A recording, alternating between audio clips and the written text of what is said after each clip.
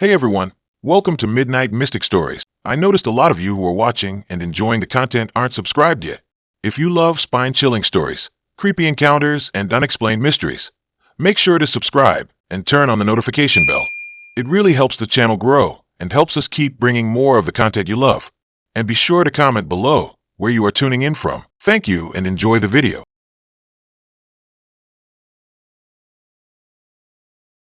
Her name was Mia, and she had this infectious smile that seemed to leap off the screen, capturing a moment of joy that felt both genuine and inviting.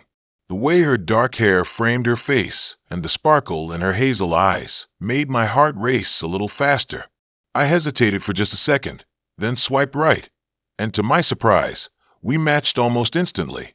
The back-and-forth messages flowed effortlessly, and before I knew it, we were planning to meet up at a little cafe on the outskirts of town, a place known for its cozy atmosphere and creepy old architecture. The day of the date arrived, and I felt a mix of excitement and nerves. My friends had teased me about online dating, but I was determined to prove them wrong. I dressed carefully, opting for a simple black shirt and jeans, hoping to strike the right balance between casual and put together. As I made my way to the cafe, I couldn't shake this odd feeling in my gut, like something was off, but I brushed it aside. After all, first dates are always a little nerve-wracking, right? The cafe was charming, with its wooden beams and dim lighting.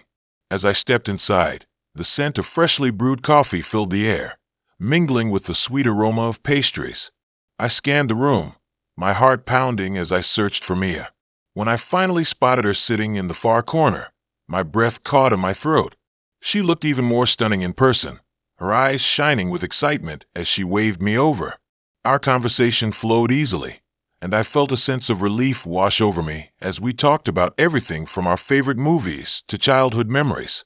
But as the minutes passed, I began to notice something strange about her. It was subtle at first, just a flicker of something dark in her gaze when she laughed, a momentary shadow that seemed to pass over her features. I shrugged it off, convincing myself that I was just overthinking things. After all, everyone has their quirks. As we moved on to discussing our hobbies, Mia shared that she was really into photography. She pulled out her phone and began scrolling through her gallery, showing me some stunning shots she had taken of abandoned places. I was fascinated by her passion, but I couldn't ignore the creeping unease that settled in my chest. Her favorites were eerily beautiful, hauntingly empty spaces that seemed to tell a story of decay and loss. It was as if she reveled in capturing the forgotten, and I found myself drawn to the darkness of her art. "What about you?" she asked, her voice a melodic whisper that broke through my thoughts. I hesitated, trying to find the right words to describe my own interests without sounding too mundane. I settled on my love for hiking and exploring nature, but she seemed uninterested, her eyes drifting back to her phone. She flipped past a series of photos, and then paused, her expression shifting. "This one is my favorite," she said, showing me an image of an old, decrepit house surrounded by thick trees, their gnarled branches clawing at the sky. There was something unsettling about it, the way the shadows seemed to twist and turn in the light. It made my skin crawl, and I couldn't help but ask her where she had taken it. "Oh, that place is a bit out of town," she replied, a hint of excitement in her voice. "It's an abandoned asylum. You should come with me next time I go." I chuckled nervously, unsure if she was joking. The thought of exploring a creepy old asylum with someone I barely knew felt like a scene from a horror movie. But the way her eyes lit up with enthusiasm made me hesitate. Maybe it was just her way of bonding, trying to share something she loved. I nodded, though I felt a shiver run down my spine. As the date progressed, I couldn't shake the sense that there was something more beneath the surface. Her laughter felt genuine, but her eyes held secrets that made me wary. I kept glancing at the clock, feeling a growing urge to leave, but part of me was also intrigued. I wanted to know more about her, to understand what lay behind that captivating smile.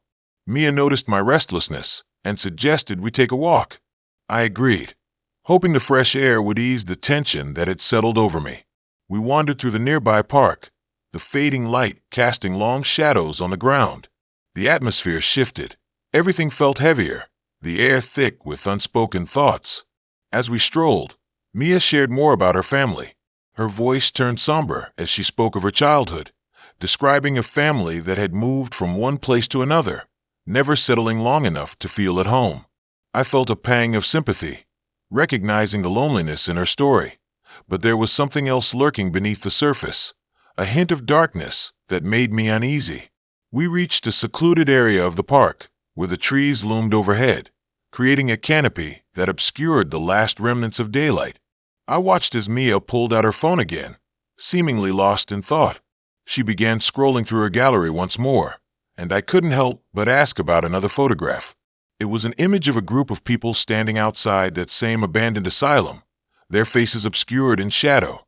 My stomach dropped as I leaned in closer, the realization dawning on me that I recognized one of them. It was a friend of mine who had gone missing a few weeks prior. I felt the blood drain from my face as Mia turned to me, her expression inscrutable. "They're just lost," she said, her voice low and almost melodic, as if she were reciting a mantra. "But I can help them find their way home." My heart raced, and I took a step back, my mind racing as I tried to process what she was saying. The darkness that had been brewing in the corner of my mind began to take shape, and I felt trapped in a web of horror that I couldn't escape. I needed to get out of there. I turned to leave, but she moved closer, her smile widening in a way that sent chills down my spine. "Don't you want to help them?" she asked, her voice dropping to a whisper that seemed to echo in the silence around us. "We can find them together." Terror gripped me as I realized I had stumbled into something far beyond a casual date. This wasn't just a girl with a passion for photography. She was something else entirely, a collector of lost souls. I could feel the weight of her gaze on me, and I knew I had to run.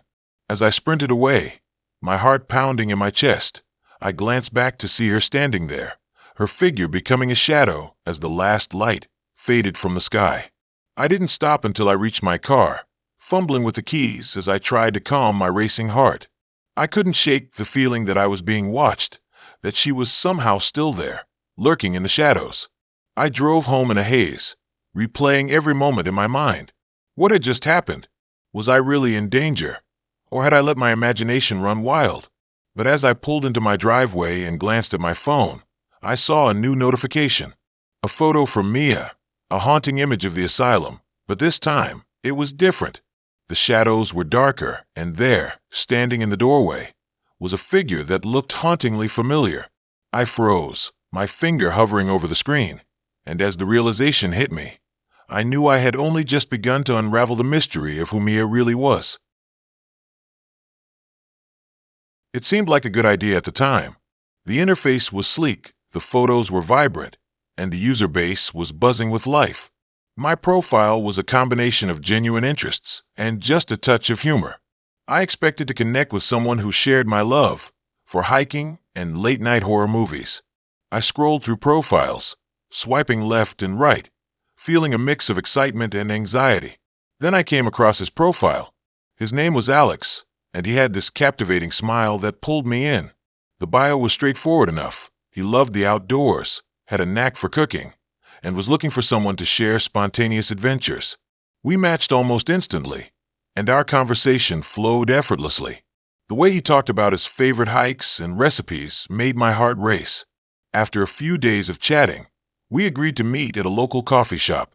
It was a quaint little place, nestled between a bookstore and a vintage clothing shop, with warm lighting and cozy nooks. The moment I walked in, I felt a buzz of energy, but there was something unsettling about it. Maybe it was the way the shadows danced in the corner, or how the barista seemed to linger a moment too long when serving me. I dismissed the feeling, though, as my heart fluttered at the sight of Alex sitting at a corner table, his eyes glued to his phone. He looked just like his pictures, handsome with dark hair, but there was an intensity in his gaze that made me feel slightly uneasy. As we talked, I noticed he had a way of drawing me in, his words wrapping around me like a warm blanket. But there were moments when his smile faded, just a hint of something lurking beneath the surface. I tried to shake off the feeling, focusing instead on the sound of the coffee grinder and the sweet aroma wafting through the air. After a couple of hours, we decided to take a walk through the nearby park. The sun was setting, casting a golden hue across the sky, but the shadows grew longer, deepening the chill in the air. Alex suggested a trail that wound through the woods, and against my better judgment, I agreed. As we ventured deeper, the sounds of the city faded, replaced by the rustling of leaves and the distant call of birds settling for the night. The trail twisted and turned, and I could feel the weight of the trees around us. The atmosphere shifted, the air felt denser, and an uneasy sensation crept up my spine. Alex seemed to thrive in this environment, his enthusiasm bubbling over as he pointed out different plants and trees. But I couldn't shake the feeling that something was off. There would be moments when he'd look over his shoulder, his demeanor slightly tense, as though he were expecting something, or someone. As we reached a clearing, I felt a sudden chill. The sun had dipped below the horizon, and darkness enveloped us. I suggested we head back, but Alex insisted we stay a while longer. He pulled out a small thermos, claiming he had made his famous hot chocolate. I hesitated, but curiosity got the better of me. He poured 2 cups, and I took a tentative sip. It was delicious, rich and sweet, but as I drank, I noticed Alex's gaze was locked onto me, intense and scrutinizing. The conversation turned, and he started asking me personal questions, ones that made me uncomfortable. He wanted to know about my childhood, my fears, and my dreams. I tried to steer the conversation back to lighter topics, but he seemed determined to dig deeper. The woods felt alive around us, the rustling leaves almost whispering secrets. I could feel the tension building, a weight pressing down on my chest. Suddenly, the hairs on the back of my neck stood up. I glanced around, feeling the oppressive darkness closing in. The shadows seemed to shift, and I could have sworn I heard something moving just beyond the trees. Panic fluttered in my stomach, but Alex continued as if nothing was wrong, leaning closer, his voice lowering to a conspiratorial whisper. It felt like a game, but one I wasn't sure I wanted to play anymore. Just when I thought I could excuse myself, the atmosphere changed drastically. A rustling noise came from behind a nearby bush, loud enough that it snapped Alex out of his trance. He turned sharply, his expression shifting from curiosity to something darker. I followed his gaze, my heart racing as fear settled in. My instinct screamed at me to leave, but I was rooted to the spot, unable to move. Then I saw it, a pair of eyes reflecting the dim light, watching us intently. I felt a surge of adrenaline, and panic clawed at my throat. I stood up and said I needed to go, but Alex reached out, grabbing my wrist with surprising force. There was a wild look in his eyes, a mix of excitement and something else, something I couldn't place. I pulled away, adrenaline surging through me as I turned to run back down the trail. The darkness seemed to thicken around me, the shadows stretching and shifting like they had a mind of their own. I could hear Alex calling after me, but I didn't stop. I sprinted through the trees, branches clawing at my arms. My heart pounded in my ears, drowning out everything else. Finally, I burst out of the woods and onto the familiar path leading to the coffee shop. I didn't stop until I reached the streetlights, gasping for breath. I turned back, half expecting to see Alex following me, but there was nothing but darkness. I rushed home, locking the door behind me, my hands trembling. The encounter replayed in my mind, the way his eyes had glinted in the dark, the intensity of his questions. It felt surreal, like I had stepped into a horror movie. I didn't sleep that night, the shadows in my room twisting into familiar shapes, taunting me. Days passed, and I tried to forget the encounter, chalking it up to nerves and a bad decision. Then I received a message from Alex. It was casual, asking if I wanted to meet up again. My heart raced as I read it, the memories flooding back. I hesitated, but curiosity got the better of me, and I found myself typing a response. We agreed to meet at the same coffee shop, and as I walked in, a wave of déjà vu washed over me. I spotted him in the corner, his eyes scanning the room until they locked onto mine, a predatory smile spreading across his face. My heart sank. I realized I had made a mistake. As I walked over, I noticed something unsettling. The barista, who I had thought was just a quirky character the last time, was staring at us intently. When I reached the table, Alex leaned in close, and I could feel the weight of his gaze. He began talking about our last encounter, but there was something different in his tone, a hint of menace that sent chills down my spine. I glanced around, and that's when I noticed the other patrons. They were all watching us, faces blank, but eyes filled with an unsettling glee. Suddenly, it hit me like a punch to the gut. It wasn't just me he had been after. I was part of something much bigger. The realization crashed over me like a wave, and I stood up, backing away slowly. Alex smiled wider, the kind of smile that didn't reach his eyes. I turned to flee, but as I did, the barista stepped forward, blocking my path. I felt the walls closing in, the laughter of the onlookers echoing in my ears as I stumbled back, the weight of their eyes heavy upon me.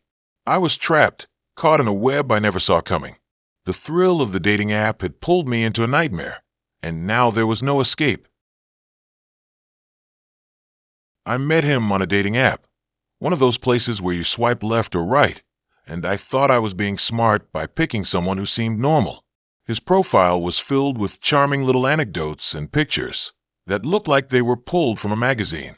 There was a particular shot of him hiking, the sun setting behind him, casting a warm glow on his face. He seemed genuine, a bit of a nature lover, and I thought, what could go wrong? Well, turns out everything. We chatted for a couple of weeks, and I must admit, I was a bit smitten. He had this way of making me laugh, even through a screen, and I felt a flutter of excitement when he suggested we meet up in person. I picked a quiet cafe on the outskirts of town, where the trees leaned over the patio, and the sound of distant laughter mixed with the smell of fresh coffee. It felt like the perfect spot for a first date. The day arrived, and I was a bundle of nerves, pacing around my apartment, second-guessing my outfit. I finally settled on a simple sundress, something that felt casual but still cute. I arrived at the cafe early, my heart racing in anticipation. The place was a little too quiet, with only a couple of tables occupied, but I figured that was fine. It would give us a chance to talk without too much distraction. He walked in just as I was about to sip my latte. He looked even better in person, tall, with a mess of dark hair and a smile that lit up the dim room. I waved him over, and his smile widened. He took a seat across from me, and for a moment, everything felt perfect. The conversation flowed easily, filled with laughter and shared stories. I could almost forget about the eerie vibe creeping into the cafe, the way the barista seemed to watch us too closely, or how the shadows in the corners appeared to stretch just a little too far. As we talked, I noticed he had a peculiar way of looking at me, as if he were trying to read my thoughts. It sent a flicker of unease through me, but I brushed it off. He was charming after all. I couldn't let a little thing like a shiver run down my spine ruin a good time. Once we finished our coffee, he suggested we take a walk in the nearby park. The sun was beginning to dip, painting the sky in hues of orange and pink. It felt romantic, and I found myself smiling, the unease fading with every step. The park was quiet, the paths winding through thick trees that whispered secrets in the wind. I felt a sense of adventure, but it was soon overshadowed by an unsettling feeling, as if we were being watched. He led me deeper into the park, where the trees closed in around us, their branches forming a canopy that blocked out the fading light. I could feel the shadows growing longer, and for the first time, I felt trapped. I tried to shake off the anxiety, convincing myself it was just my imagination. But then he stopped suddenly, turning to face me with an intense gaze. He started asking me about my childhood, my fears, and my dreams. At first, it felt like harmless conversation, but the way he leaned and made me feel exposed. I could hear the rustling of leaves, and the noise around us faded away. It was just the two of us, and I felt as if I was standing on the edge of a precipice. His questions grew darker, more probing, and I found myself answering them, almost against my will. Something about the way he looked at me felt hypnotic. I could feel a knot tightening in my stomach, and I tried to backtrack, changing the subject, but it only seemed to intrigue him further. Each time I deflected, he leaned in closer, his voice dropping to a whisper that sent chills coursing through me. Then he asked me about my biggest regret. I felt a moment of vulnerability wash over me as I recalled the time I lost a dear friend in an accident. The memory still haunted me, and I could feel the tears pricking at the corners of my eyes. But as I opened up, I noticed his expression shift. He was no longer just a guy on a date. He was something else entirely, something predatory. I started to pull away, my instincts kicking in, but he reached out and touched my arm, and a jolt of electricity passed between us. My mind raced. Was this some twisted game? I tried to laugh it off, but my heart was pounding, and my instincts screamed at me to run. Suddenly, the atmosphere around us changed, thickening like fog. The park that had felt so inviting moments ago now seemed suffocating. I noticed a rustling behind the trees, and for a fleeting moment, I thought I saw a figure watching us. Panic surged through me, and I found myself backing away. He stepped toward me, a hint of frustration in his eyes, and I could see a flicker of something dark behind his charming facade. It was as if he was losing control, and that scared me more than anything else. I turned to leave, my heart racing, but he grabbed my wrist, his grip strong. It was then that I noticed something glinting in the fading light, a small silver pendant around his neck, one that looked strikingly familiar. My heart dropped as the memories flooded back. It was the same pendant my friend had worn the night of the accident. The realization hit me like a punch. This wasn't just a bad date. It felt like a twisted connection, as if he had been stalking me, waiting for the right moment to make his move. I yanked my arm free, adrenaline surging through me, and ran. The sound of his footsteps echoed behind me, but I didn't dare look back. I burst through the park's entrance, heart pounding, a primal instinct propelling me forward. The cafe was still open, and I pushed through the door, breathless and terrified.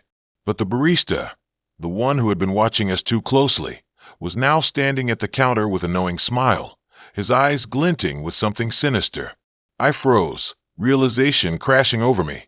This wasn't just a date gone wrong. This was something far more calculated.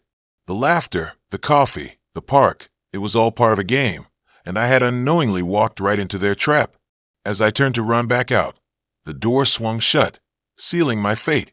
The air thickened, and I understood, in that moment, that the safe space I had sought had become the very cage that would hold me. I met her on a dating app. You know the type, swipe left, swipe right, and all that jazz. Her name was Lila, and her profile picture was a snapshot of her laughing, hair blowing in the wind, sunlight catching her features just right. I was drawn in, and before I knew it, we were chatting late into the night. She had this charm that felt magnetic, and I couldn't help but get swept away. After a few days of texting, we decided to meet up. She suggested a secluded little cafe on the outskirts of town, a place I had never heard of, but it sounded intriguing. When I arrived, the cafe had a rustic vibe, old wooden beams and vintage decor, a perfect setting for a cozy first date. The place was dimly lit, and there was a faint scent of coffee and pastries in the air, mixed with something else that I couldn't quite place, something earthy, almost like damp soil. I saw her sitting at a table in the corner, her eyes scanning the room. She looked even better in person, with an aura that seemed to draw everyone in. I walked over, and we started talking. Lila was charming, her laughter infectious. But as the minutes turned into hours, I noticed something unsettling. There was a flicker in her eyes, a hint of something lurking beneath the surface. It wasn't just the coffee making me jittery. It was the way she spoke about her past. Casual mentions of broken relationships and her family's mysterious history slipped into our conversation like dark shadows. As the night went on, I found myself sharing bits of my life too, my dreams, my fears. But the more I talked, the more I felt like I was under a microscope. Lila listened intently, her gaze unwavering, but there was an intensity there that made me uneasy. It felt like the cafe had shrunk around us, the other patrons fading into the background. I excused myself to the restroom, needing a moment to collect my thoughts. The hallway was dim, the walls lined with old portraits that seemed to watch me as I walked past. I splashed water on my face, trying to shake off the feeling that something was off. When I returned to our table, Lila was still there, but her demeanor had shifted. She was now staring outside, her expression distant, almost haunted. When I asked her what was wrong, she brushed it off with a half-hearted smile and a shrug. But I could tell something was bothering her, and it made the air feel heavy. We continued to talk, but I kept catching her glancing at the door, her fingers tapping rhythmically on the table, as if waiting for someone or something. Just then, she abruptly stood up, her chair scraping loudly against the wooden floor. My heart raced as she walked toward the entrance, her silhouette framed by the dim light. I hesitated, unsure whether to follow her or stay put. But curiosity got the best of me, and I trailed behind her.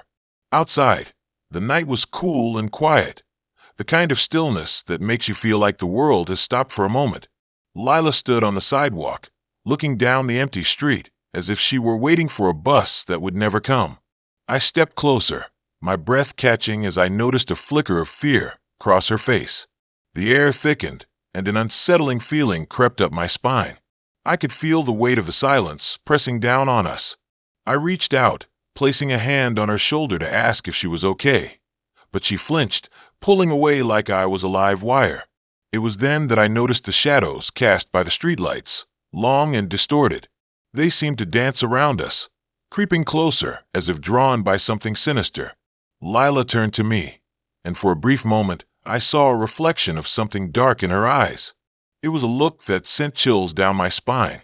She spoke about the cafe, how it had a history of strange occurrences, but it all came out in a rush, like she needed to unload a weight that was crushing her.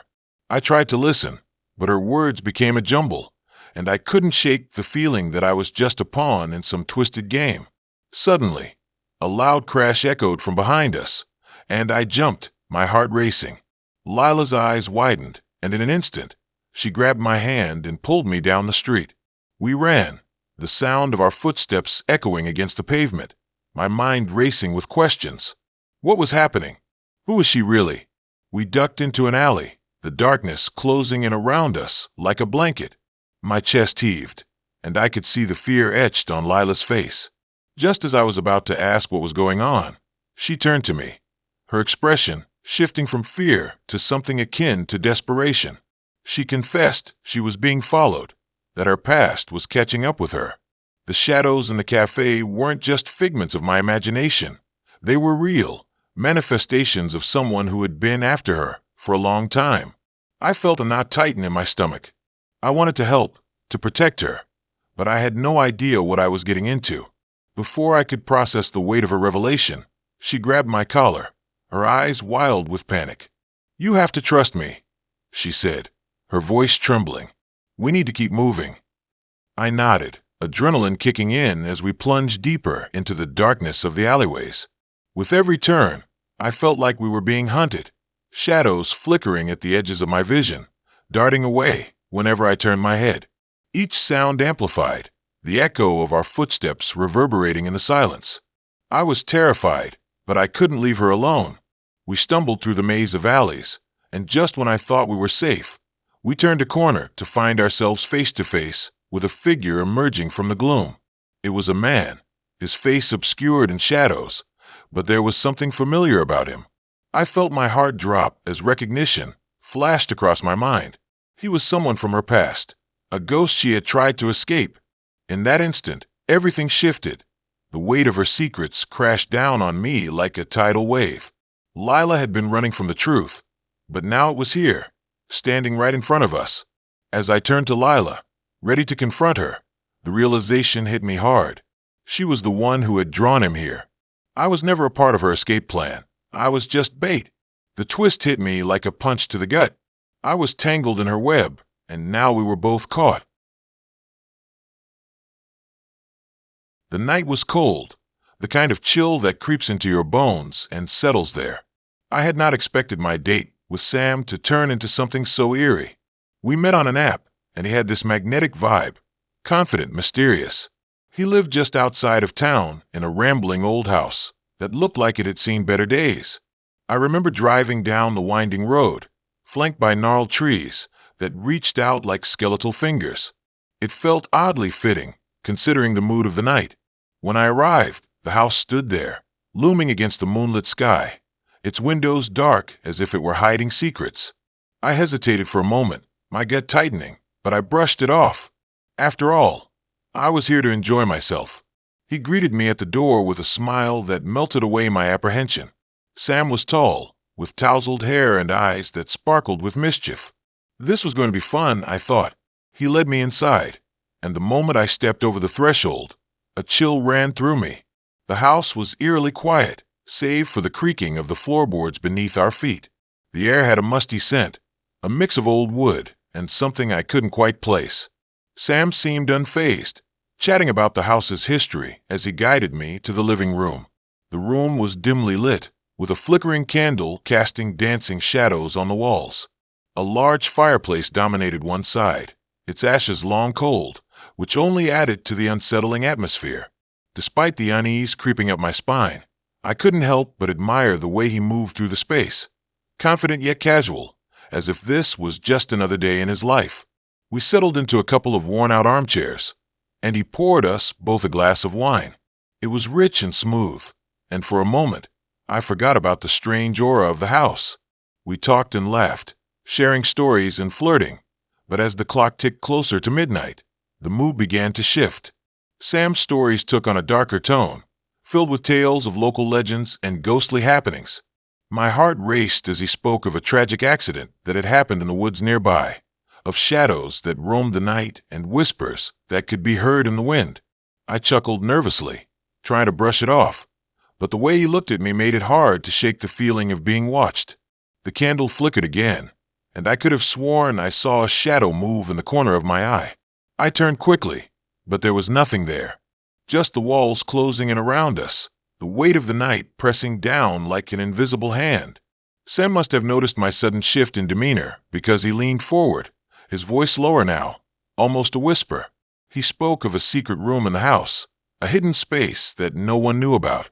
Curiosity piqued. I asked him where it was. He smirked, his eyes glinting with something I couldn't quite place, excitement or madness. It was hard to tell. He suggested we check it out, and against my better judgment, I agreed. He led me through a narrow hallway, the walls adorned with faded photographs that seemed to watch us as we passed. My heart pounded in my chest, the thrill of the unknown mingling with dread. Finally, we reached a door at the end of the corridor, its surface marked with deep scratches, as if something had desperately tried to escape. Sam grinned, pushing it open with a creaking groan. The room was dark, the air stale and heavy. As we stepped inside, I felt a wave of unease wash over me. The space was cluttered with old furniture, covered in sheets that looked like ghosts waiting to be unveiled. In one corner stood a large mirror, its surface clouded and cracked. Sam flipped a switch, and a dim light flickered on, illuminating the room just enough to reveal its secrets. Amid the dust and shadows, I saw something that made my stomach drop. A series of photographs pinned to the wall. They depicted various couples, their faces twisted in terror, each one seemingly taken in this very room. My breath caught in my throat as I scanned the images. Sam's laughter echoed strangely in the silence, a sound that felt out of place. I turned to him, my heart racing, and saw that his expression had changed. The playful glint in his eyes was gone, replaced by something far more sinister. He stepped closer, his demeanor shifting from charming to predatory. I wanted to back away, but my feet felt rooted to the floor. The candles flickered ominously, casting shadows that danced like specters around us. Sam leaned in, his voice dropping to a conspiratorial whisper, and he began to recount the fate of the couples in the photographs. They had all come here for a date, just like me. They had all disappeared without a trace. Panic surged through me as I realized I was standing in a trap. This was no ordinary date. This was a game, and I was the next player. I could feel the walls closing in, the air thickening with suffocating dread. Sam's smile widened, revealing a glimpse of something dark and twisted beneath the surface. My mind raced as I searched for an escape route, but the only way out was the way we came in, and he stood in front of it. In a moment of desperation, I grabbed a heavy candlestick from a nearby table and swung it at him, adrenaline flooding my veins. He stumbled back, surprise flickering across his face, but I didn't wait to see how he would react. I bolted past him, heart pounding, and dashed down the hallway. I could hear him calling after me, his voice a mix of anger and amusement, but I didn't stop. I burst through the front door and into the cold night. The air hit me like a slap, refreshing and sharp, but I didn't stop to breathe. I ran to my car, fumbling with the keys as I glanced back at the house. The windows stared back at me like hollow eyes, and for a moment, I thought I saw Sam standing in the doorway, watching me leave with that same twisted grin. I sped off, the road blurring around me as I raced toward safety. My heart was still pounding as I drove, but I tried to calm myself. I had escaped, right? I thought I was free from whatever nightmare that house held. But as I neared the edge of town, I felt a strange sensation wash over me, a creeping doubt that settled like a stone in my stomach. My phone buzzed in the passenger seat, and I glanced down, expecting a message from a friend. Instead, a notification lit up my screen, a new message from Sam. My heart dropped as I read it. "You can run, but you can't hide. I know where you live." The chill returned, sinking deeper than before, wrapping around my heart like a vice. I was not free at all. The game was just beginning. I had always thought dating apps were a bit sketchy, filled with weirdos and the occasional catfish. But when I matched with Jamie, everything felt different. I mean, their profile was a breath of fresh air. No generic quotes or endless selfies. Just a picture of them standing in front of a beautiful old house, a soft smile, and a bio that hinted at a love for ghost stories and late-night drives. It was like they'd crawled right out of a dream I didn't know I was having. I swiped right, and it was a match. We started chatting, and Jamie had a way of making even the most mundane topics feel interesting. We talked about everything from our favorite horror movies to our worst dating experiences. The more we chatted, the more I felt like I was peeling back layers of an onion, revealing someone who was as strange and intense as I was. There was a chemistry there, something electric that made me feel giddy and a little anxious. The conversations flowed late into the night, and soon we decided to meet up. We settled on a cozy little diner on the outskirts of town, the kind of place with flickering neon lights and a jukebox that played oldies.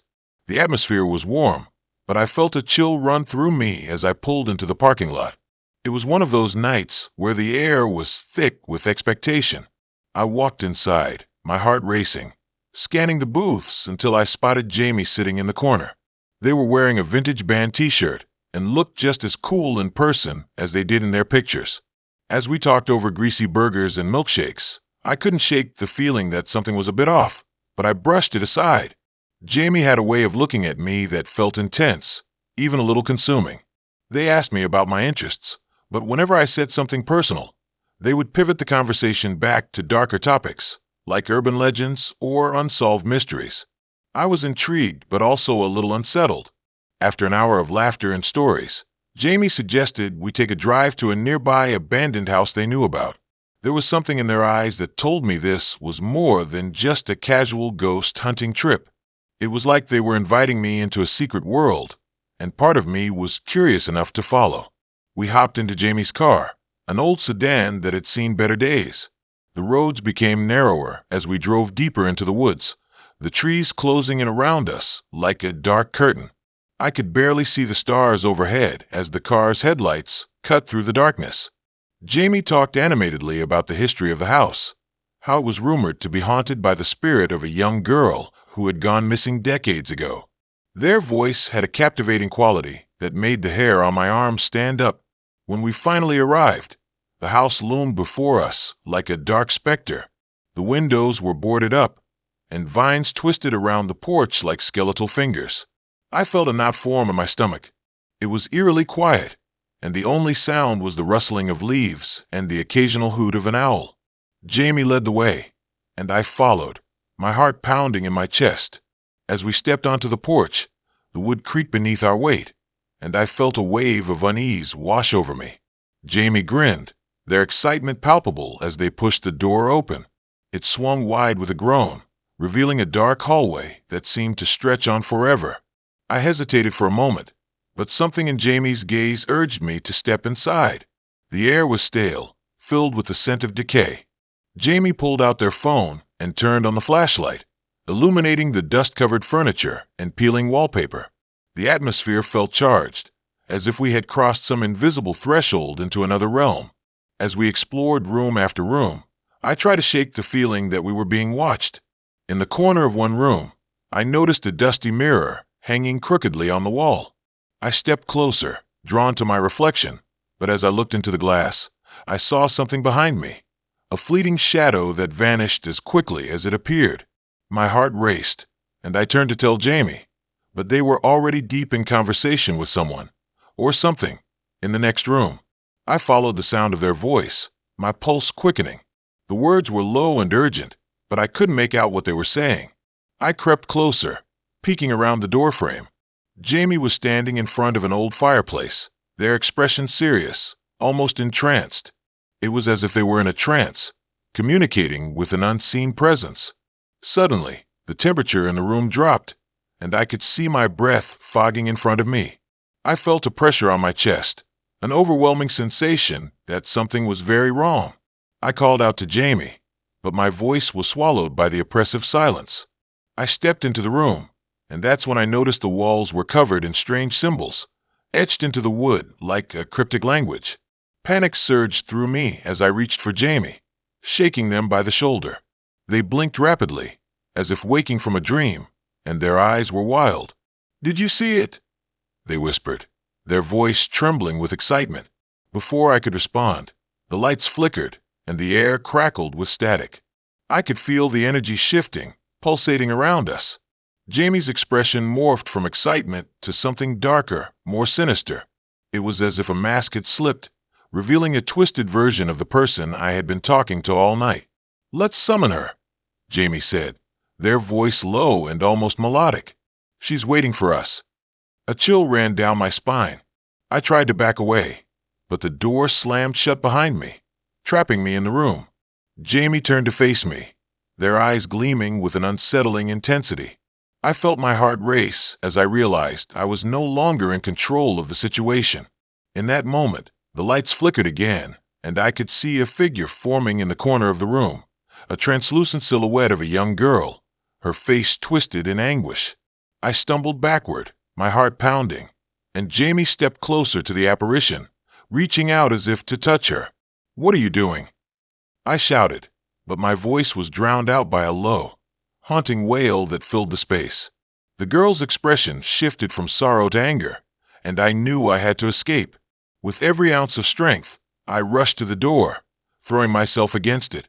To my surprise, it swung open easily, and I bolted into the hallway, not daring to look back. I heard Jamie calling my name, but I kept running, the sound of their footsteps echoing behind me. I burst out of the house and into the night, gasping for breath. The moonlight illuminated the path ahead, and I sprinted toward the car, fumbling for my keys. I could hear Jamie's voice growing more distant, their words becoming frantic, but I didn't stop. I jumped into the car, slamming the door behind me. As I started the engine, I caught a glimpse of Jamie, standing in the doorway of the house, their expression unreadable. I backed out of the driveway, heart racing, adrenaline coursing through my veins. I had never driven so fast, the road blurring around me. But as I drove away, I couldn't shake the feeling that something was wrong. The further I got, the more I felt a sense of dread creeping in. I glanced in the rearview mirror, and my heart dropped. I didn't see Jamie. Instead, I saw the girl from the house, sitting in the back seat, her eyes wide and hollow. And just like that, the darkness enveloped me. I had just moved to a new city, fresh out of college and ready to start my life. The excitement of living independently was electric, but it didn't take long before the loneliness crept in. I decided to give online dating a shot, just to meet new people and break the monotony of my routine. After swiping through countless profiles, I stumbled upon Emma. Her photos were captivating. There was something about her smile that drew me in. She had this way of looking at the camera, as if she could see right through it. We matched, and our conversation kicked off with a flurry of messages that felt both easy and charged with an underlying tension. Emma suggested we meet at a quaint little coffee shop on the outskirts of town. It was nestled between two old brick buildings, with ivy creeping up the walls as if trying to reclaim the structure. The atmosphere was cozy, dimly lit, and filled with the aroma of freshly brewed coffee mingling with the scent of old books from the adjacent bookstore. I arrived early, my heart racing a bit as I scanned the room, searching for her. The place was buzzing with chatter, but I felt oddly isolated, as if I were the only one in the room. When she walked in, it was like the air shifted. Emma wore a vintage dress that hugged her figure, enhancing her allure. She walked with a grace that made heads turn, but her eyes, those piercing eyes, held a depth that made me feel both intrigued and uneasy. We exchanged pleasantries as we settled into a corner table, and I couldn't help but notice how her smile seemed to fade in and out, like a flickering candle. As we talked, Emma shared stories about her life, her ambitions, and her love for the macabre. I was drawn in, but there was something off about her.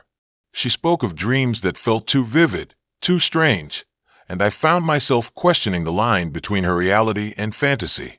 At one point, she leaned in closer, her voice dropping to a whisper as she spoke about her fascination with the supernatural. Her words rolled off her tongue like a spell, and I couldn't shake the feeling that she was trying to gauge my reactions, to read my mind. The conversation shifted, and she started asking me about my fears and my past. I told her about my childhood, how I had always been afraid of the dark, and how the shadows in my room used to play tricks on me. Her eyes lit up with interest, an almost predatory glint that made me uncomfortable. I tried to laugh it off, but the atmosphere had thickened, wrapping around us like a heavy fog. After our coffee turned cold, Emma proposed we take a walk in a nearby park. It was a beautiful evening, the sunset spilling golden light over everything, but there was an unsettling chill in the air. As we strolled through the park, the laughter of children playing and the rustling of leaves created a backdrop that felt almost surreal. Yet, I couldn't shake the sensation that we were being watched. Emma led me deeper into the park, away from the well-lit paths, and into a secluded area surrounded by tall trees. The shadows grew longer, and I felt a knot tighten in my stomach. She seemed to thrive in this environment, her energy shifting as she walked ahead of me, her silhouette blending into the encroaching darkness. I tried to keep up, but I could feel the distance between us growing, not just physically but emotionally. When we reached a small clearing, the atmosphere shifted entirely. The air felt electric, and I noticed how still everything had become. Emma turned to me, her expression serious. She spoke about a ritual she had been wanting to try, one that could supposedly reveal hidden truths about oneself. The way she described it was almost hypnotic, and I found myself nodding along, entranced by her words. But deep down, a voice screamed at me to turn back, to leave before it was too late. I hesitated, but before I could articulate my concerns, Emma pulled a small, intricately carved wooden box from her bag. It seemed out of place, ancient, and I felt an instinctual urge to step back. She opened the box to reveal a collection of trinkets, stones, feathers, and a peculiar vial filled with a dark liquid. My heart raced as she explained each item, her voice dripping with excitement. Then she looked at me, her eyes boring into mine, and I felt a wave of dread wash over me. It was as if she was trying to penetrate my soul, to uncover my deepest secrets. The world around us faded, and I was left with the overwhelming urge to flee. But I stayed, paralyzed by a mix of curiosity and fear. Emma began to chant softly, her words unfamiliar but rhythmic. I felt a chill run down my spine as the shadows around us seemed to deepen, twisting and curling as if alive.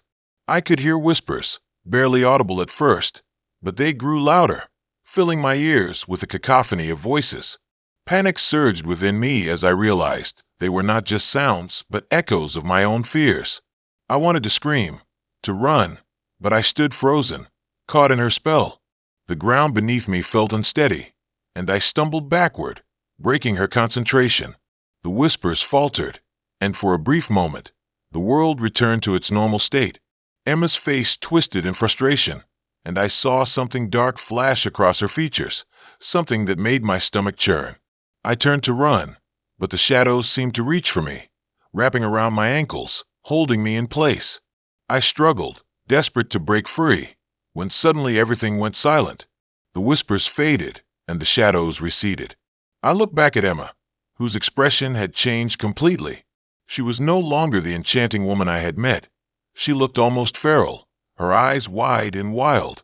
With a sudden burst of energy, I broke free and sprinted back toward the park entrance. I could hear her footsteps behind me, and the adrenaline surged through my veins. I didn't dare look back, fearing that if I did, I would be pulled into whatever darkness she was summoning. As I burst onto the main path, the lights from the street lamps flooded my vision. I ran until I could no longer hear her footsteps, my heart pounding in my ears. I reached my apartment and slammed the door shut, locking it behind me. I leaned against the door, gasping for breath, the reality of what had just happened crashing down on me. Days passed, and I tried to convince myself it was just a bad date, a strange encounter. But the feeling that I was still being watched lingered, shadows creeping into my life in ways I couldn't explain. Then one evening, as I sat scrolling through my phone, an alert popped up. Emma had sent me a message. I froze, my heart racing as I clicked on it. The message read, "I hope you're ready for round 2. The shadows are waiting." The realization hit me hard. I had unknowingly walked into a game far more sinister than I could have ever imagined. Emma wasn't just a girl with a penchant for the supernatural. She was the embodiment of it. The darkness I had feared as a child was now a reality, and I had unwittingly invited it back into my life. I had this weird feeling about dating apps from the start, but after months of being single, I figured I'd give it a go. It was a rainy Friday night, the kind that makes you feel all cozy and a bit lonely at the same time. My friends had been raving about this new app called HeartSync. They said it was different, like it matched you based on your psychological profile or something. I downloaded it on a whim, my fingers hovering over the screen with a mixture of excitement and dread. Scrolling through the profiles, I found myself drawn to a guy named Aaron. His photos were simple but effective. He had that rugged look with a slight smile that made you feel he was always in on some secret. We matched, and after a few exchanges, we decided to meet up at this quaint little coffee shop on the edge of town. It felt like a scene out of a rom-com, and I was both nervous and excited. The coffee shop was dimly lit, the sound of rain tapping against the window creating a soft rhythm. When I walked in, my heart raced. Aaron was already there, sitting at a small table in the corner, a cup of coffee steaming in front of him. He looked just like his pictures, but there was something different about him, something unsettling that I couldn't quite put my finger on. I brushed it off, telling myself it was just nerves. We chatted for hours, sharing stories and laughs, but it felt like something was lurking beneath the surface. His eyes would flicker, almost as if he were checking for something behind me. I tried to shake off the unease, convincing myself it was just the ambience of the place or my overactive imagination. But as the night wore on, I felt the tension in the air, thick and suffocating. It felt as if the walls were closing in. When Aaron suggested we take a walk afterward, I hesitated but eventually agreed. It was still raining, the streets glistening under the flickering streetlights. We strolled through the quiet neighborhood, the sound of our footsteps echoing in the stillness. As we walked, I started to notice strange things. The way he glanced over his shoulder every few minutes, the way his smile faded when I talked about my life, almost as if he was studying me. We reached a park, the kind that felt abandoned at night. The trees loomed overhead like silent sentinels, their branches swaying gently in the wind. I felt a chill creeping up my spine, but I chalked it up to the cold night air. Aaron suggested we sit on a bench, and against my better judgment, I nodded. The conversation took a darker turn as he began talking about his past. He shared stories of his childhood that felt oddly rehearsed, each detail calculated to pull at my heartstrings. He spoke of loss, of betrayal, and the scars that shaped him. I felt myself getting drawn in, but the more he spoke, the more I felt that something was off. It was like he was weaving a web, and I was the unsuspecting fly. Suddenly, he paused mid-sentence, his expression shifting. It was as if a mask had slipped, revealing something sinister beneath. My instinct screamed at me to leave, but I was rooted to the spot, caught in his gaze. I could sense a darkness swirling around him, a shadow that seemed to stretch and grow. He leaned closer, his voice dropping to a whisper, and my heart raced as I realized he was sharing secrets that felt too heavy. A part of me wanted to comfort him, but another part wanted to run. The atmosphere thickened, the air crackling with tension. I glanced around, feeling an overwhelming sense of being watched, the hairs on the back of my neck standing on end. Just as I was about to make an excuse to leave, he suddenly grinned, the kind of smile that didn't reach his eyes. It was then that I saw it. His phone vibrated on the bench between us, lighting up with a notification. I caught a glimpse of the screen, and my stomach dropped. The message read, "Is she the one?" followed by a string of cryptic symbols and a countdown timer. Panic surged through me. I needed to get out of there. I stood up, my heart racing as I tried to mask my fear with laughter, suggesting we head back. But Aaron's expression hardened. He grabbed my wrist, the grip surprisingly tight, and I felt a surge of adrenaline. I yanked my arm away, and in that moment, I realized I no longer recognized the person sitting across from me. The park felt like a maze, the shadows shifting like they were alive. I bolted, my feet pounding against the wet pavement. I could hear him calling after me, his voice echoing in the night, but I didn't look back. I sprinted towards the nearest streetlight, the beam cutting through the darkness like a lifeline. My breath came in gasps as I turned a corner, desperate to escape. But the streets were deserted. Panic clawed at my throat, and I fumbled for my phone, my fingers shaking. I needed to call anyone. The screen lit up, and I quickly dialed a friend, but the call didn't go through. My heart sank as I realized I had no service. I was utterly alone. I decided to head toward my apartment, hoping the familiar route would calm my racing heart. But as I made my way down the empty street, I noticed a figure standing at the end, illuminated by the streetlight. My blood ran cold. It was Aaron, his silhouette stark against the glow, waiting as if he had known I would come this way. I turned to run again, but he was faster. He closed the distance between us in an instant, his expression unreadable. I stumbled back, fear coursing through my veins. I was trapped, cornered. Just as I thought he would reach for me, his phone buzzed again. This time, he looked down, and I seized the opportunity. I darted into a nearby alley, my heart pounding in my ears. As I ducked behind a trash can, I pressed my back against the cold brick wall. I could hear him walking past, his footsteps echoing ominously. I held my breath, praying he wouldn't find me, that this was just a nightmare I would wake up from. But it was only the beginning. Minutes passed, and I didn't dare move. Then, just as I thought the coast was clear, I heard a voice, soft and eerie, drifting through the darkness. "You can't hide forever." It was Aaron, his tone almost playful, like a child playing a game of hide and seek. I realized then that this wasn't just a bad day gone wrong. It was something far more twisted. I was caught in a sick game, and he was the player. My heart raced as I thought of the countdown on his phone, of the messages that hinted at a much darker purpose. I had to get out of there. I glanced around, looking for an escape. I noticed a narrow opening at the end of the alley.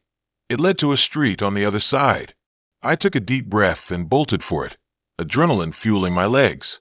Just as I reached the opening, I felt a hand grip my shoulder, spinning me around. But instead of Aaron, I found myself face to face with a woman.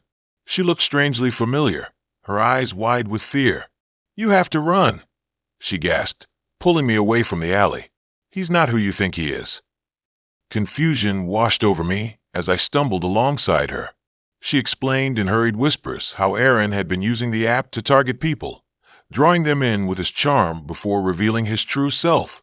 I felt a rush of disbelief and terror, but there was no time to process it. As we emerged into the street, I looked back, but Aaron was nowhere to be seen. The woman urged me to keep moving, and we ran together, hearts pounding in sync. I didn't know if I could trust her, but in that moment, she was my only hope. Finally, we reached a crowded area, the lights bright and the noise of people surrounding us, and I felt a wave of relief wash over me. But as I turned to thank her, she simply smiled, her expression unreadable. "You're safe now," she said, her voice oddly calm. Then, in an instant, she vanished into the crowd. I blinked, bewildered, and my heart sank. Was this all part of Aaron's game? Had she been real? Or was she another figment of my spiraling fear? The warmth of the crowd enveloped me, but I felt a chill creep down my spine. I glanced at my phone, the screen still dark from my earlier failed attempts to call for help. I felt the weight of my situation settling in, a sense of dread creeping back into my mind. Maybe I had escaped Aaron, but was I truly free? As I turned to walk away from the chaos, a notification popped up on my screen. My heart raced as I opened the app again, and the message read, "Good job. You passed the first test." I stared at the screen, the realization crashing down like a wave. This wasn't just a bad date. It was a game, and I was still in it. The night was far from over. I met Jamie on a dating app, the kind where you swipe right hoping for a connection that doesn't feel forced. The profile was intriguing, a mix of witty humor and just the right amount of mystery. The pictures were candid, no overly polished selfies, just Jamie laughing with friends at a local coffee shop, another shot hiking in a forest, and one more with a big, goofy dog. I found myself drawn in, not just to the looks, but to the vibe. So, I swiped right, and to my surprise, we matched instantly. After a few back and forths, we settled on meeting at a dimly lit bar downtown. The atmosphere was cozy, with low ceilings and the smell of aged wood and whiskey. The ambient noise was a comforting hum of laughter and clinking glasses, and I felt a rush of excitement mixed with the usual nerves. I arrived early, taking in the place while nursing a ginger ale, my heart racing more than I cared to admit. When Jamie walked in, it was like the room shifted. The moment our eyes met, something in the air changed. Jamie had this magnetic energy, and I could feel it pulling me in. We talked for hours, sharing stories under the flickering light of candles. The chemistry was undeniable, and I found myself leaning in closer, practically hanging on every word. But there was something about Jamie, an intensity in those deep-set eyes that felt like a storm brewing just beneath the surface. I couldn't quite put my finger on it, but it intrigued me. As the night wore on, Jamie suggested we take a walk. It was late, and the streets were mostly deserted, but the thrill of the unknown was enticing. We strolled through the quiet neighborhood, the moon casting shadows that danced across the pavement. Jamie spoke about dreams and fears, and I found myself sharing more than I usually would. But the deeper we went, the more I felt a growing weight in the air, like a thick fog rolling in. We ended up in an old park, the kind with creaky swings and rusty slides that seemed to have seen better days. Jamie suggested we sit on the swings, and I laughed, feeling a childlike giddiness take over. As we swung back and forth, the creaking chains echoed in the stillness. Jamie's laughter was infectious, but underneath it, I sensed something darker. I noticed Jamie staring at me more intensely, the laughter fading into an almost predatory gaze. My heart raced again, but this time it was mixed with an odd sense of unease. The conversation shifted to darker topics, fears of abandonment and betrayal, and I couldn't shake the feeling that Jamie was probing me for vulnerabilities. It was fascinating and terrifying all at once. Then, without warning, Jamie stopped swinging and turned to me, that intense gaze now locked on my eyes. I could see the flicker of something in those depths, a glint of shadow that made my skin prickle. It felt like being caught in a spider's web, terrified but unable to escape. The air felt charged, like static before a storm, and I was unsure whether to run or lean in closer. I tried to lighten the mood, cracking a joke about how we should probably head back before the ghosts of the park came to life. Jamie didn't laugh. Instead, the intensity grew, and I could feel the air between us thickening. Jamie leaned closer, and in that moment, I thought I could see the flicker of something that resembled madness behind those soft eyes. It was as if a switch had flipped, and I was no longer sure who I was talking to. The silence stretched out, too long and too heavy. I felt a chill run down my spine as Jamie's expression shifted again, a subtle change that sent alarm bells ringing in my head. I made a move to stand up, but Jamie grabbed my wrist, holding it firmly, not painfully, but in a way that made it clear they weren't ready to let go. I could feel their heartbeat, rapid and erratic, as if they were just as caught in this moment as I was. As I tried to pull away, Jamie's grip tightened, and I caught the glint of something metallic in the moonlight, an object in Jamie's other hand that I hadn't noticed before. My heart pounded as I realized it was a small knife, the blade glimmering ominously. Panic surged through me, and I yanked my wrist free, stumbling backward. Jamie didn't move, just stood there, the knife now resting against their thigh, that eerie smile creeping back onto their face. The realization hit me like a ton of bricks. This charming person I had connected with, who had shared dreams and fears, was now a stranger standing in the dark with a weapon. My mind raced, analyzing every moment, every word exchanged, trying to piece together when things had shifted from thrilling to terrifying. I took a step back, my instincts screaming at me to run, but Jamie's voice broke through the tension, soft and almost soothing. They spoke of trust and connections, how easily they could be broken. I felt trapped in a psychological game, caught between the urge to flee and the curiosity about what lay behind those eyes. There was a sickening thrill in the danger, but it was overshadowed by the impending sense of doom. In that moment, I made a choice. I turned to flee, sprinting away from the swings and the shadows, my heart pounding in my chest. I could hear Jamie's footsteps behind me, echoing in the stillness, but I pushed myself harder. The adrenaline coursed through my veins, and I found myself darting through the darkened streets, desperate to escape. I didn't stop until I reached my apartment, slamming the door shut and locking it behind me. I leaned against the door, breathing heavily, my mind racing. How had this charming date turned into a nightmare? I glanced out the window, half expecting to see Jamie lurking in the shadows, but the street was empty. I tried to shake off the fear that clung to me like a second skin, but sleep evaded me that night. I replayed every moment in my head, every smile, every laugh, and every hint of darkness that I had dismissed. I couldn't shake the feeling that Jamie had been playing a game, and I had unknowingly walked into it. Weeks passed, and I tried to move on, but the memory lingered like a ghost, haunting my thoughts. Then one day, scrolling through social media, I stumbled upon a post. It was a video of Jamie, smiling and carefree, sharing a cute story about a puppy they had rescued. My heart dropped. The comments were filled with admiration, people gushing about how amazing Jamie was.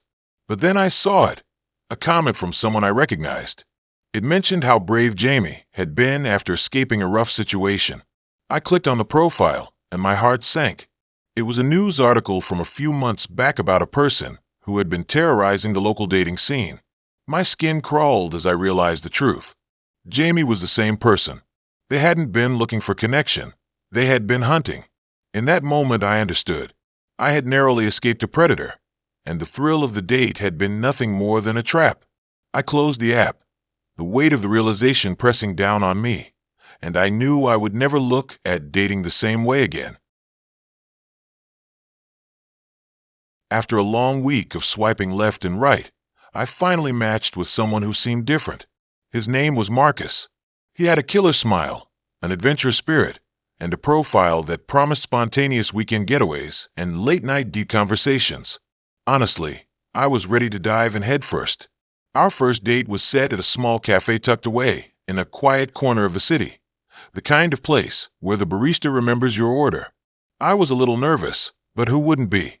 The anticipation was almost intoxicating, and I couldn't shake the feeling that this was going to be something special. The cafe had a warm, inviting atmosphere, with mismatched furniture and soft indie music playing in the background.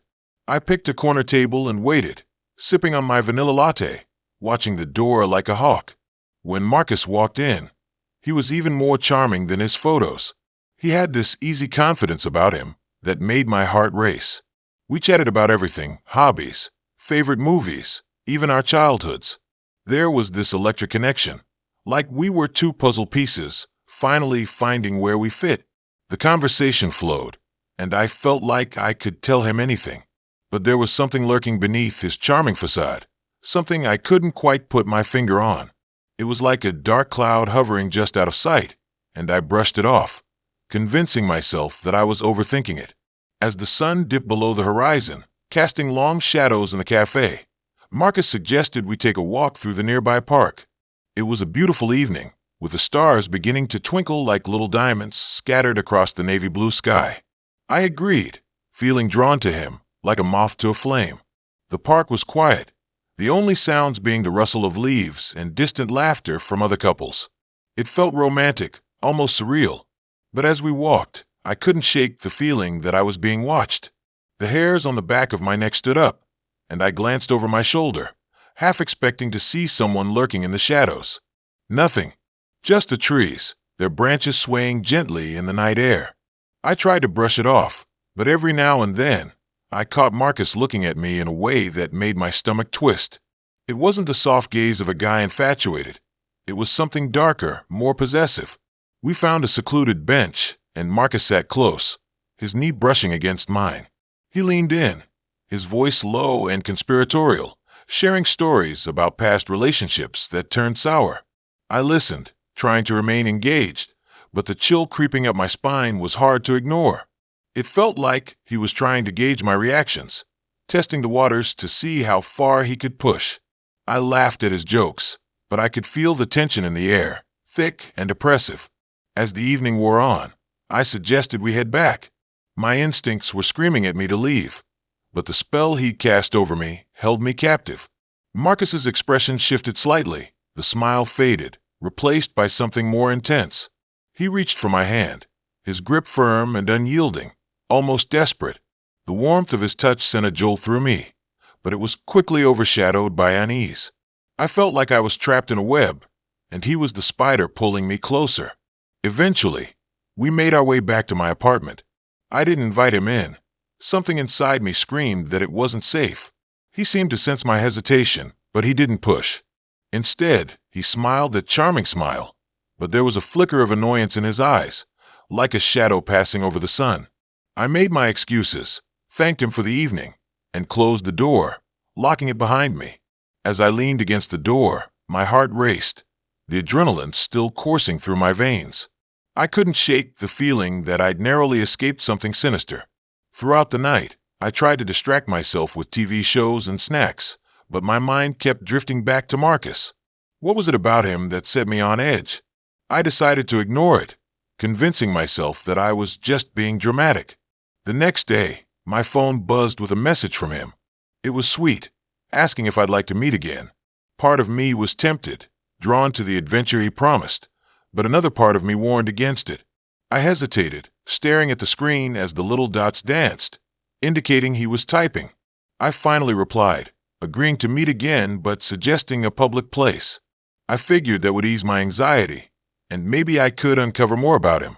We met at an outdoor market, vibrant and bustling. The sun was shining, and there was a sense of normalcy in the air. But the moment I saw him, that familiar unease crept back in. He was dressed casually, but his eyes held a predatory gleam that sent chills racing down my spine.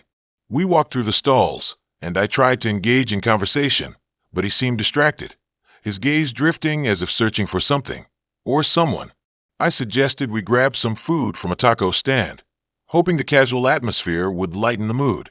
But as we sat on a bench, Marcus leaned closer, his voice dropping to a whisper. He began talking about how people often didn't understand him, how he felt like an outsider. I nodded along, but my instincts were screaming at me to leave. I could see the way he watched the people passing by, his smile turning into something resembling a snarl when he spotted a couple holding hands. When I excused myself to go to the restroom, I caught a glimpse of him in the reflection of the mirror, his expression dark and unsettling. It was like looking at a stranger, and I felt a wave of panic wash over me. I hurried back to the table, my heart thumping in my chest. I needed to get out of there. As I tried to come up with an excuse to leave, my phone buzzed again. It was a message from a friend, asking how the date was going. I glanced at Marcus, who was now staring at me, an unsettling intensity in his gaze. I quickly typed a response, but before I could hit send, he snatched my phone from my hands. The smile on his face was gone, replaced by a cold, calculating look. In that moment, everything changed. The vibrant market around us faded away, and the air became thick with tension. I felt trapped, and the reality of what I had gotten myself into hit me like a ton of bricks. I grabbed for my phone, but he held it just out of reach, his grip tightening. I realized I had to break free. In a sudden burst of adrenaline, I stood up and bolted, weaving through the crowd, my heart pounding in my ears. I didn't look back, but I could feel his presence behind me, like a predator stalking its prey. I ran until I couldn't anymore, my legs burning, my breath coming in ragged gasps. I ducked into a nearby shop, hoping to lose him in the chaos. As I caught my breath, my mind raced. How could I have been so blind? The charming guy I thought I knew was nothing more than a mask hiding a darker side. I hurriedly texted a friend, asking for help, but as I did, I felt a chill crawl up my spine. I turned around and found Marcus standing in the doorway, his expression a mix of anger and disappointment. The crowd around us faded into the background, and the world suddenly felt impossibly small. I knew I had to act fast. With a burst of courage, I slipped out the back exit, my heart racing as I navigated the alleyways behind the shops. I could hear him calling my name, that voice once so smooth now twisted with something sinister. Panic surged through me, pushing me to run faster. Just when I thought I was safe, I stumbled upon an old, abandoned building. Without a second thought, I slipped inside, my breath hitching in my throat as I closed the door behind me.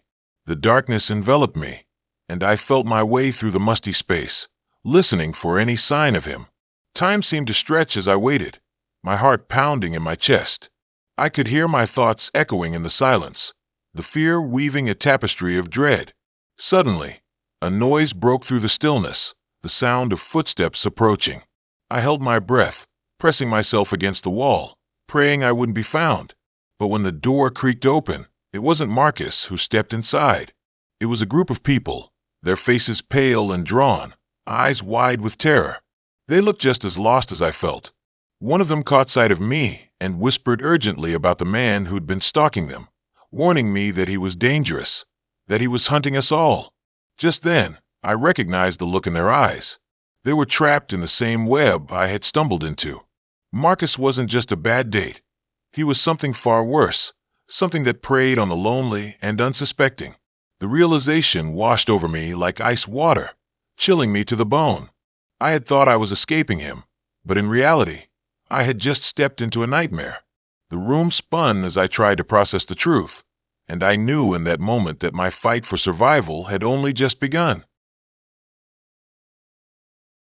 I was scrolling through a dating app one night, half-heartedly swiping left, and right while trying to decide if my evening was worth the effort of putting on real pants. I'd just gotten out of a relationship that felt like it had lasted an eternity, and honestly, I wasn't sure I was ready to dive back into the dating pool. But boredom can be a powerful motivator, and when I stumbled upon a profile that caught my eye, I felt a spark of curiosity. His name was Jake, and his bio was refreshingly straightforward. Let's explore the unknown together. There was something about his smile that felt inviting, and despite my better judgment, I sent him a message. After a few back and forths, we decided to meet at a quaint little coffee shop tucked away in a corner of town.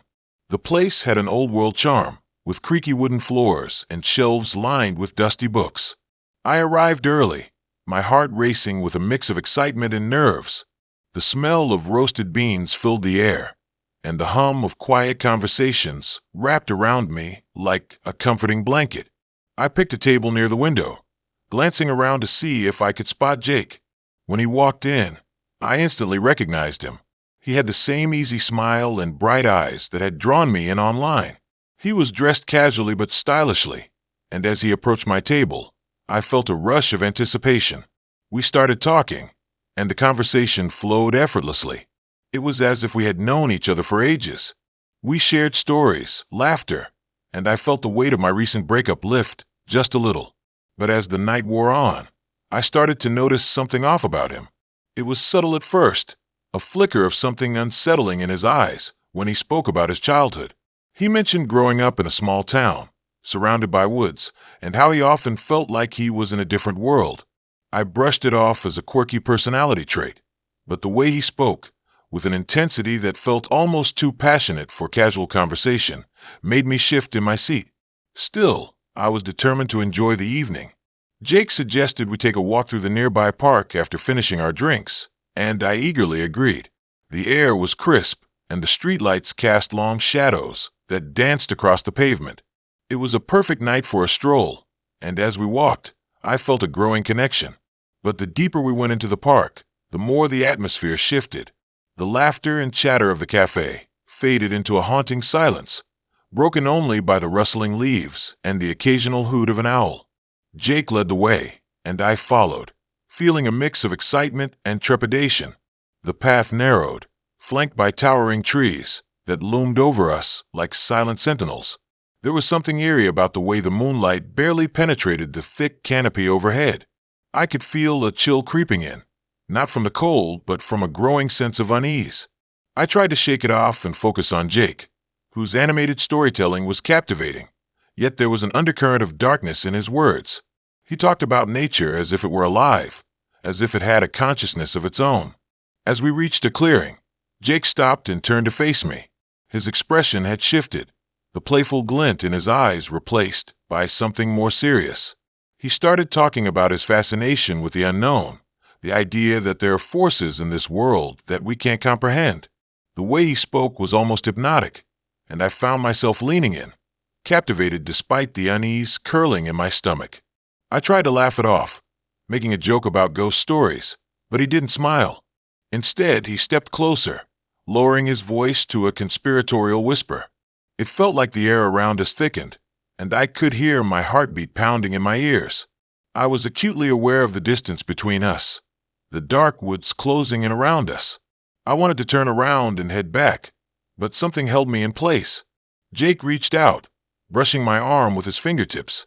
His touch sent a jolt through me, but not the good kind. I felt frozen, caught between the pull of his presence and the instinct to flee.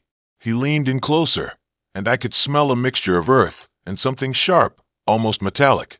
My mind raced, trying to find an escape route. Suddenly, a rustling in the bushes broke the tension, and I felt my pulse quicken. Jake turned abruptly, his demeanor shifting again as if the shadows had wrapped around him. He laughed, a sound that echoed too loud in the stillness, but it felt forced. "Just the wind," he said, waving his hand dismissively. But I could see the flicker of fear in his eyes, and it sent a wave of panic through me. I suggested we head back, my voice trembling as I tried to sound casual. He hesitated, his gaze lingering on the darkness beyond the clearing, and for a moment, I thought he might refuse. But finally, he nodded, and we started back down the path. The air felt heavier now, each step echoing in my mind like a countdown. As we retraced our steps, I could hear the whispers of the trees, the rustle of leaves like an age-old secret being shared. I dared a glance at Jake, who seemed lost in thought, his expression inscrutable. We finally emerged from the shadows of the trees, and I let out a breath I didn't know I was holding. The cafe was just ahead, a warm glow in the distance, and I felt relief wash over me. But as we approached, Jake suddenly stopped, his eyes narrowing as he stared into the darkness behind us. "What if we never left?" he murmured, almost to himself. I felt a chill run down my spine. I turned to look back, but there was nothing there, just the empty path we had just come from. I urged him to keep walking, but he stood rooted in place, a strange smile creeping across his face. "This is where it all begins," he said, his voice low and almost melodic. I didn't understand what he meant, but I felt a surge of fear. I grabbed his arm, urging him to move, and finally, he relented, but the tension lingered. As we reached the cafe, I felt a wave of relief and dread wash over me. It was a relief to be back in the light, surrounded by warmth and laughter, but something gnawed at me. Jake turned to look at me, and for the first time, I saw a flicker of something dark in his eyes, something that suggested he wasn't the person I had thought he was. I smiled weakly, the conversation from the park echoing in my mind. I knew I had to get away from him. I made an excuse about needing to go home, and as I walked away, I felt his gaze on me, heavy and unsettling. The night air felt different now, the shadows lengthening as I hurried down the street, my heart racing. What I didn't know was that this wasn't the end. It was just the beginning. The unknown had followed me home, lurking in the dark corners of my mind, and I couldn't shake the feeling that Jake was still out there, watching, waiting. The thrill of the evening had turned into a nightmare I couldn't wake up from, and I knew that the real horror had just begun. I never thought online dating would lead me down such a dark path. I was scrolling through my phone late one night, thumbing through profiles, half-heartedly searching for someone who could keep me company on weekends. The usual suspects were there, the fitness junkies, the travelers, the ones who only posted pictures with their dogs. Then I saw her. Her name was Claire. She had this intriguing smile, one that seemed to hint at mysteries unsolved. Her profile said she loved horror movies and exploring abandoned places. I was hooked. We exchanged messages for what felt like weeks, sharing our favorite films and ghost stories. There was something about her that drew me in like a moth to a flame. I could almost hear the whispers of caution in my mind, but I ignored them, dismissing them as simply nerves. Claire suggested we meet at this old diner on the outskirts of town, a place famous for its ghost stories and vintage vibe. It was a little eerie, but I thought it would be the perfect backdrop for our first date. The night of our date, the air was thick with anticipation. The diner was dimly lit, the flickering neon sign outside casting ghostly shadows on the cracked linoleum floor. As I stepped inside, the heavy scent of grease and coffee hit me like a wave. I spotted Claire sitting in a booth, her dark hair cascading around her shoulders, a playful grin on her face. But something felt off. The way she tilted her head slightly, her eyes wide and knowing, sent a jolt of unease through me. We talked about everything under the moon, our favorite horror films, childhood fears, and strange places we'd visited. The more I learned about her, the more I felt like I was peeling back layers of a complex puzzle. Claire was captivating, but there was a darkness beneath her playful demeanor that made me uneasy. I couldn't quite put my finger on it. As the night wore on, I noticed the diner seemed to grow quieter. The clinking of cutlery and low murmur of conversation faded into an unsettling silence. I could hear my own heartbeat, thudding loudly in my ears. I glanced around, my gaze landing on the old photographs hanging on the walls.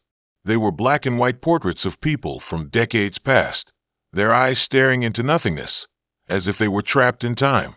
I couldn't shake the feeling that they were watching us, judging our every move. Claire leaned in closer, her voice dropping to a whisper. She spoke about the history of the diner, how it had been built on the site of an old asylum. I felt a chill crawl up my spine as she described the tales of patients who had vanished, their screams echoing through the hallways, lost forever. Part of me wanted to laugh it off, but the way she recounted the stories made me question if she believed them. Suddenly, the lights flickered, casting strange shadows across the table. I glanced around, feeling a sense of dread pool in my stomach. I could have sworn I saw a figure in the corner of my eye, just beyond the edge of the diner. But when I turned, nothing was there. I shook my head, trying to dispel the creeping fear. I was just being paranoid. After all, I was on a date, and I didn't want to ruin the mood. But Claire didn't seem to notice my discomfort. She continued to talk, her voice low and melodic, as if we were sharing secrets meant only for us. I was entranced, yet terrified. Then she leaned even closer, her breath warm against my ear as she whispered about a hidden room in the diner, a place where the asylum's patients had been kept. I felt a shudder run through me. Before I could respond, she grabbed my hand, her grip surprisingly tight. I was taken aback, but she smiled, her eyes glinting with a mix of mischief and something darker. She suggested we sneak away to find this hidden room, the thrill of adventure igniting a fire in her eyes. I hesitated, but something in her gaze compelled me. I didn't want to seem like a coward, so I nodded, following her lead despite the warning bells ringing in my mind. The diner was mostly empty, the staff preoccupied with cleaning up after the last patrons. We slipped out the back door, the cold air hitting me like a slap. The dimly lit alley seemed to stretch endlessly, shadows flickering in the corners of my vision. Claire led the way, her confidence unwavering. The chill in the air wrapped around me, as if warning me to turn back.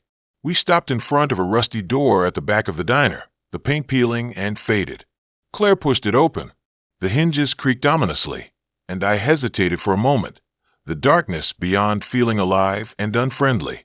Still, I stepped inside, curiosity overpowering my fear.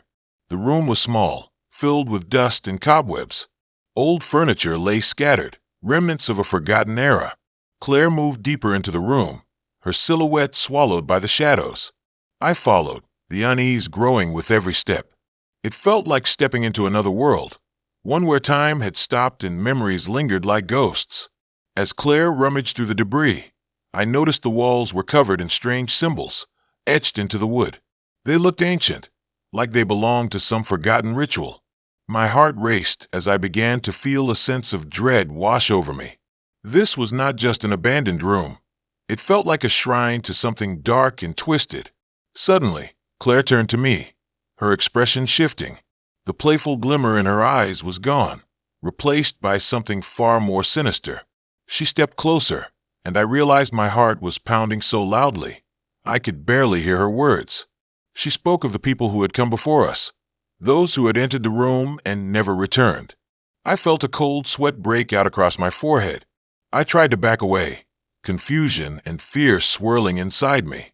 But before I could react, Claire lunged forward, her grip tightening around my wrist. Panic surged as I struggled against her grasp. What was happening? I never imagined this sweet girl could turn into something so terrifying. Then, in a moment of clarity, I remembered the diner stories. The asylum, the patients, the disappearances. Claire was one of them, wasn't she? She had lured me here, her charm a facade hiding something far more sinister. In a frenzied rush, I twisted out of her grasp and bolted for the door. The darkness behind me felt alive, closing in as I stumbled into the light of the diner.